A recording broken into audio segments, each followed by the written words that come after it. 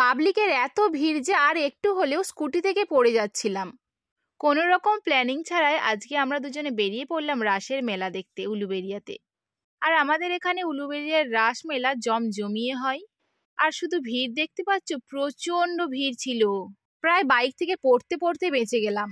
সামনেই যেহেতু বাইক রাখার জায়গা ছিল, আর একটু গেলেই বাইকটা রেখে আসতে পারতাম। তখনই হঠাৎ করে চারিদিক থেকে পাবলিক ঢুকে পড়েছে।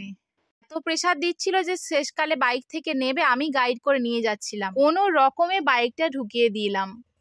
তো ফাইনালি গাড়িটা রেখে এসেছি স্কুটিটা আমাদের। আর ভিড় দেখেছো, প্রচন্ড ভিড়, একটু একটু করে জ্যাম এগোচ্ছে আবার দাঁড়িয়ে যাচ্ছে। আবার সেদিনকে রবিবার ছিল, বাপরে বাপ যা ভিড় ছিল। চলো আমাদের উলুবেড়িয়ার রাস মেলা তোমাদেরকে ঘুরিয়ে দেখানো যাক।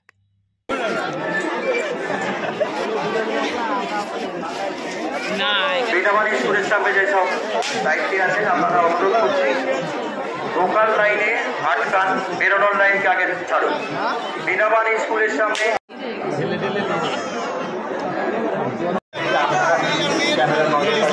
এবার চলো মেলার মধ্যে চলে এসেছি, আর রাস মেলায় চলে এসেছি। কি কি দৃশ্য দেখানো হয়েছে তোমাদের সাথে চলো শেয়ার করছি।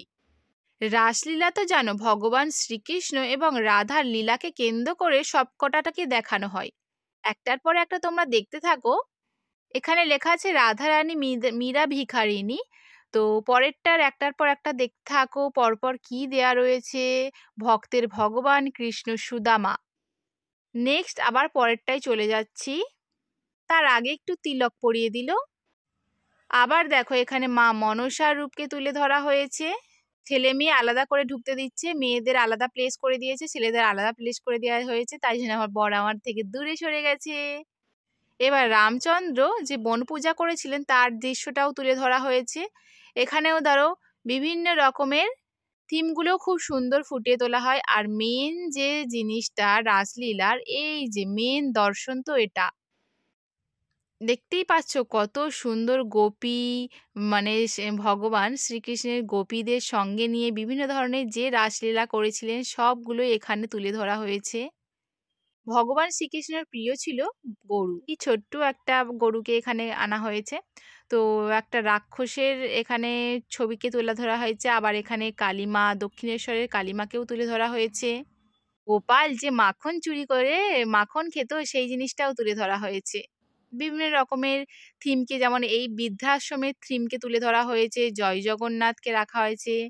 তারপরে বাচ্চাদের এই নাগরদোলা খেলার দৃশ্যকেও তুলে ধরা হয়েছে এখানে। এত এখানে আওয়াজ যে আমি পরে ভয়েস মেসেজ দিচ্ছি।